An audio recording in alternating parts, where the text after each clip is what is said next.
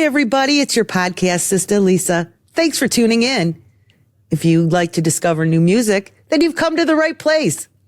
Today, I have Brook Ellingworth in the house. He's a talented country singer, songwriter, and musician. He's talking to us all the way from the UK. Hi, Brook. Thanks for joining me today. Hey, Lisa. It's so good to be here. This is exciting. You not only are a country singer, songwriter, and musician in the UK, but you travel back and forth to Nashville. And how do you manage to juggle your career in two different countries? It's not easy, I'll tell you that. But, you know, it is challenging, but it is the best thing to do, I believe, for me, with dipping my toes in both ponds. And when I'm not here and I'm over in Nashville and I'm working on shows there, I'll be working on shows back here for when I'm back, and then vice versa. Well, it's good to see that the UK is really embracing the country music industry. And you're really ahead of the curve, I believe. And I'm happy for you. And I want to say that it's been said that this is not just a trend, but the British public has really, changed their taste in music somewhat and have, enjoyed the exciting sounds of country music. What's your opinion on that? I believe that country music's kind of always been here. Like, my mum grew up on it and her family grew up on it. But with everything blooming now, and I've got buddies that were like heavy metal fans their whole life. And then I'll see them go to like a Luke Combs show, and I'm like, dude, what got into you? I think it's just become a lot more mainstream, and the fact that it's been grown and grown and grown in the States, and the use of all these social media platforms and other artists outside of the genre jumping on board and starting to get their own taste of country music. I think that's probably why it's booming so much over here. I would agree. I do think that the digital streaming and social platforms, like you said, really has helped, get the word out about country music in the UK. Brook, you're from Oxford, England. Is that a rural town? Can you describe it a little bit for me? The city itself is like an hour north of London, northwest of London. I'm about 25 minutes south of the city, so I am actually in the countryside, yeah, so I am in the sticks. Well, you're like a British country cowboy. Yeah. And I think I saw on your Instagram, you ride horses as well?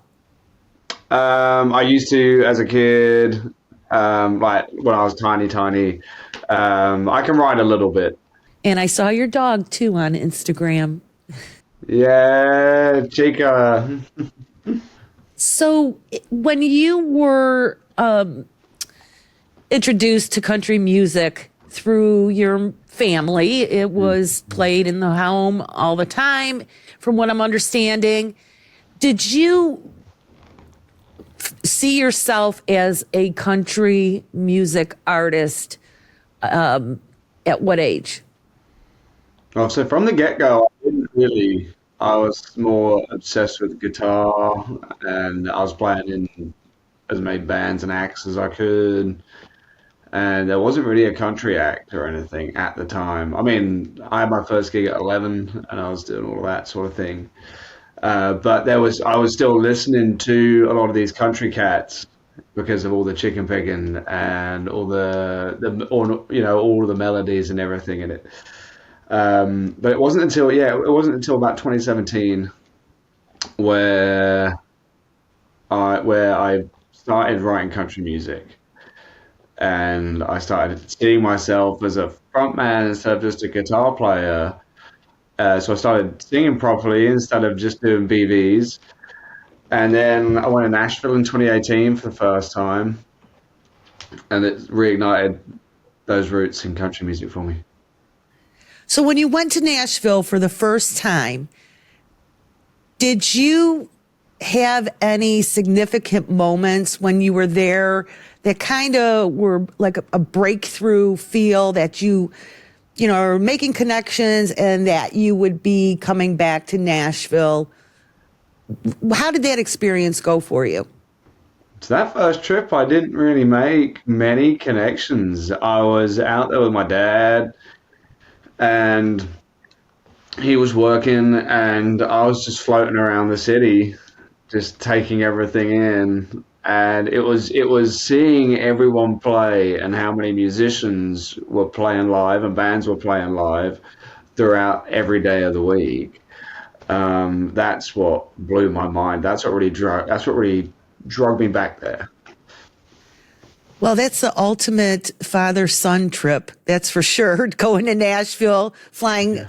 what, 9 hours and, you know, getting a taste of that country music scene that's so famous. And so when you were deciding, to pursue then going back to Nashville and actually getting into the studio, songwriting, participating in writers' rounds and things like that, how was that experience for you? It was all completely new to me. I've recorded before. I've spent a lot of time in some studios here in the UK. I've never been in one in the States. Apart from a Sun Studios tour with some Memphis friends and my dad. And when I finally got, well, yeah, when I got to record that EP, Dive Bars and Heartbreaks, it was truly different to any other experience that I've had recording and producing music. And then when it comes to the writers' rounds and stuff, again, that was a new experience for me because we don't have that. We didn't have that in the UK. There's a few tasters of it now. People sort of taking it from the States and going, right, we're going to do a Nashville Styles writers' round. But when I got my first one, I fell in love with it. I was like, this is so cool. We all get to tell all these stories and then hear the next person's and the next person's, and then you make friends and you make contacts, and everyone wants to write with each other and everyone wants to help each other out. And it was just a scene that I had never really had that taste of before firsthand. So that first time I did, yeah, I fell in love with it. And when you were producing and recording your new debut album, Rolling the Dice, you launched it in February of this year. And have you found that this has been the ultimate experience for you to reach this plateau? And you really did it in record time, to be honest with you. You're traveling back and forth and, you're a rising country star. And tell us about what it feels like to have that debut album released. It was just incredible. It was this explosion of energy at the end of that night when it got released. We so I recorded it in May last year, and saying that last year was a busy year is a big old understatement. But when we planned to release it February 28th and queued it up with CRS and everything in Nashville, I was like, well, let's release it in town as well. So I'll stay in town for when I release it, and let's do a launch show. So we did a launch show, and it's my first full band show in the States, and it blew my freaking mind. And at the end of the night, it was just my heart was so full, and seeing all the countries it's ended up in and everyone that's been sharing it and the stations that have been playing it and numbers and just comments and messages that I've been getting, and people going, it's just everything that's been coming my way about it. It's just been, it makes it feel so worthwhile and that I've done the right thing. And yeah, yeah. That's great. And your parents came in for the release? They did. They did. They flew out for it as well, yeah. So then they got to meet all my Nashville family and that whole community. What a proud moment for your parents, I'm sure. Yeah, it was really special. Now, did I hear correctly that the title of your debut album, Roll the Dice, was possibly from something that your father had said to you along the way in life about falling in and out of love? Rolling the dice. Tell us about that. We were just having a conversation one day and having a beer and hanging out as we do, and he just said this thing. He was like, "Well, seems like you're always rolling the dice on the guitar and the girl." And so I was just like, I'm gonna write that down. I'm gonna write that down. And when I was in Nashville one trip, I had this co-write with my buddy Jason Reddick, and that was the idea I brought to the table. And we started speaking about it and how love can be such a gamble sometimes, and you have to roll the dice on that, and because you have to see where it's going to take you. You have no idea. And so we ran with that. I was incredibly hungover that morning. I remember that. I've been awake about like 20 minutes, and he rocked up. And I mean, we got through it. We smashed it out, and got the song done in a couple of hours. And I played it for a good year and a half. Probably about a year and a half, 2 years or so. And then I finally recorded it, and I was like, this is definitely going on the album. Well, I love that song, and I want to go ahead and play snippet number 1, the title song from your debut album, Roll the Dice, by Brook, Ellingworth. And when we come back, we're going to talk more music. If you want to go all in, should I roll the dice on you? Or should I roll? I got nothing left to lose. And I should walk away. I'm addicted to your game. My heart's on the table, it's too late. Should I roll the dice on you? What a great song, Brooke.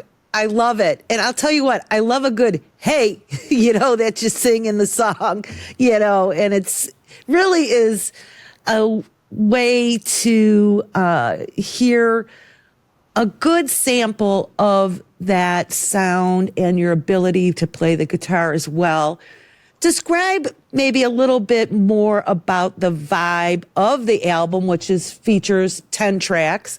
So tell us a little bit more about it. It's got its highs. It starts off with a big high, with a big energetic song. And then it's got its depths, it's got its stories. And as every story rolls, it's got its lows, and it's got those highs, it's got those exciting bits, it's got those sad bits. And I see it as this wave. It comes and it swells and it crashes and it goes back out and it repeats itself. And yeah, it's a great road trip soundtrack, I would say. Yeah, I loved so many of the songs. You're a great storyteller. You can tell that you put a lot of thought and detail to have the listener picture what's going on in that song, and it really brings the listener in, and you do it beautifully. Thank you for saying that. Oh, it's true. It really is.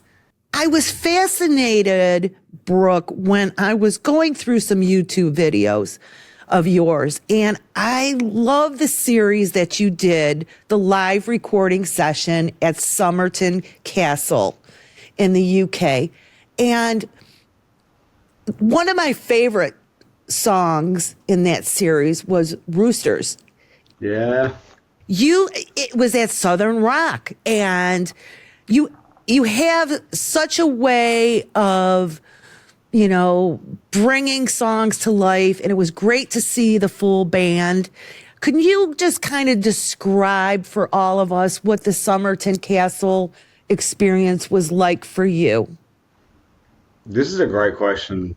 And I love that you asked this because I get to throw my friend out there, Ollie Porter, who he runs the Somerton Castle studio, and it's in Lincolnshire. It's a really cool spot. It's really vibey. The room's great. It's great to record in.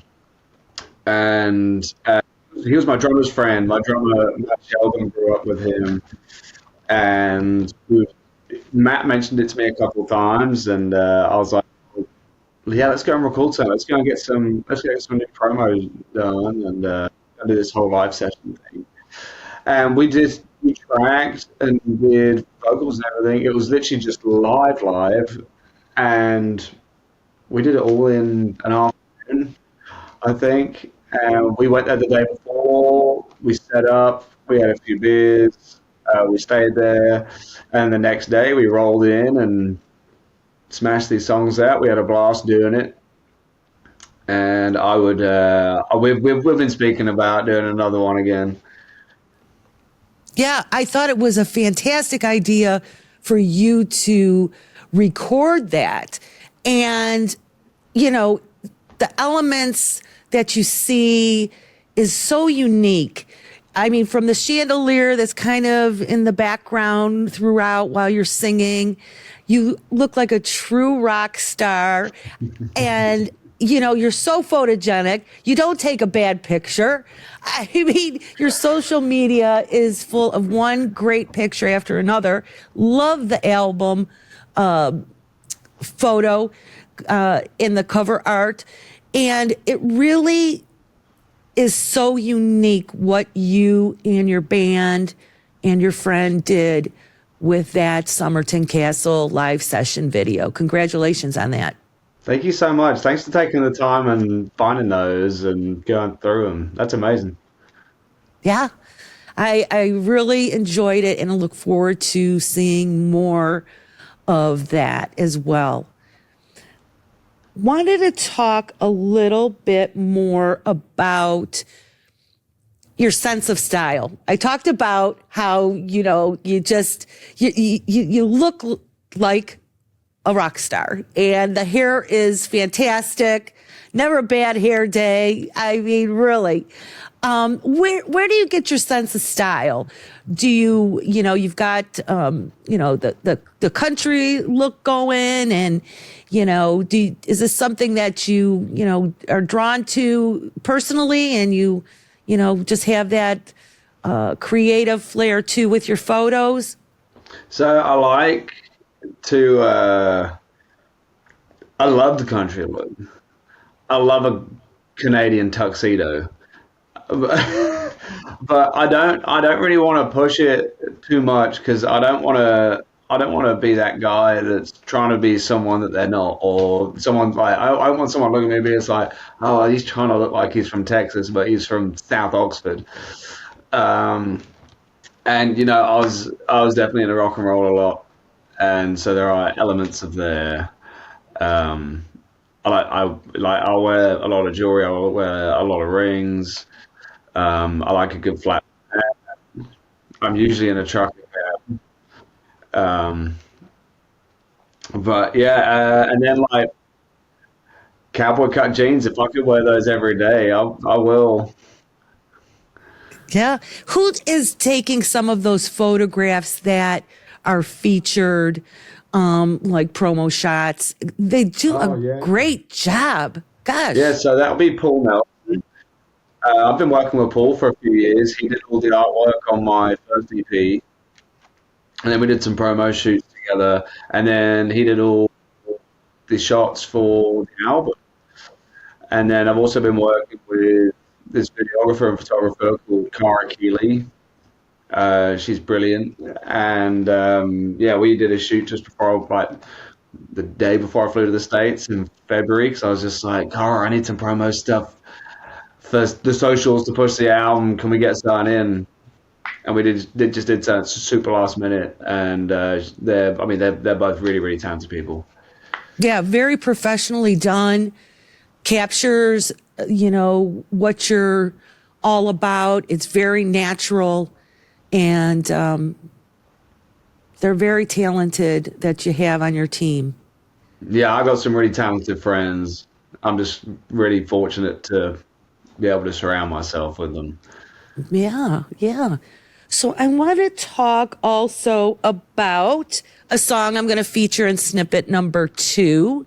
And that song is Roadmap to Your Heart. Can you tell me about that song and what inspired you? Absolutely. I sat down and wrote this song with my good friend George Huxtable. He goes by Hugs. As his artist name. He's got great music. Again, speaking about surrounding yourself by these incredibly talented friends. We sat down to write, and he already had this idea to the table, so he brought something with him. And it's this story about someone that doesn't want to get love wrong again. They want to get it right this time. And maybe these two people have had a past, and maybe it hasn't worked before for some reason, and this time around one of them's going, show me how to love you, show me how to do this, show me how to not mess up again. And yeah, it's a question, I guess. It's asking for that roadmap to your heart. It's show me the way so I don't mess up. What woman doesn't want to hear that? I mean, it's great. It's so relatable. And I want to play snippet number 2, Roadmap to Your Heart by Brook, Ellingworth. And when we come back, we're going to talk more music. And I don't think I can go back. Show me the roadmap to your heart. Take me through every turning till my tires are burning, till I can find you in the dark. Show me the roadmap to your heart. Hey.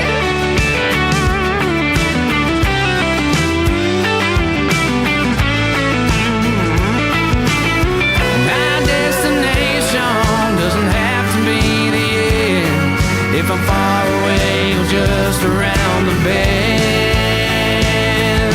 And I don't think I can go back. Show me the roadmap to your heart. What a great song, Brooke. It showcases your voice, and you really nailed it. Thank you so much. So what's on the horizon for you? Are you working on any other projects, whether it be in the UK or Nashville? Yeah, I started demoing end of last year. I sort of stopped in like December, had a bit of a break, but yeah, we started demoing some songs for whatever this next project will be. I have no idea what it's going to be yet. I had zero time on my trip in February to record whilst I was out there. I'm really keen to work with my producer and engineer, Jake Burns, again over at Curb in Nashville, because I love working with him. We do such great work together. And so that's going to happen at some point this year. I'm hoping it'll be this summer. I'm looking at doing a couple more trips this year. There are some things that are still sort of hanging in the air, which I don't know if they're going to happen yet, so I'm not going to say anything. And but if they do, if I'm out in Nashville, I'll be in the studio when I'm not doing anything else, and we'll be working towards that next project. So hopefully there'll be some more music this year, and just there's going to be a load of gigs, a few festivals this summer, and hopefully some big cat will swoop me up and take me on tour with them.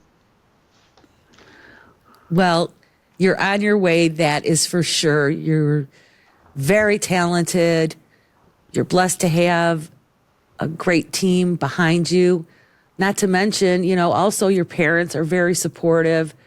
You've got the whole package, and I wish you all the success And I look forward to having you back on the show to update us with all that you're doing.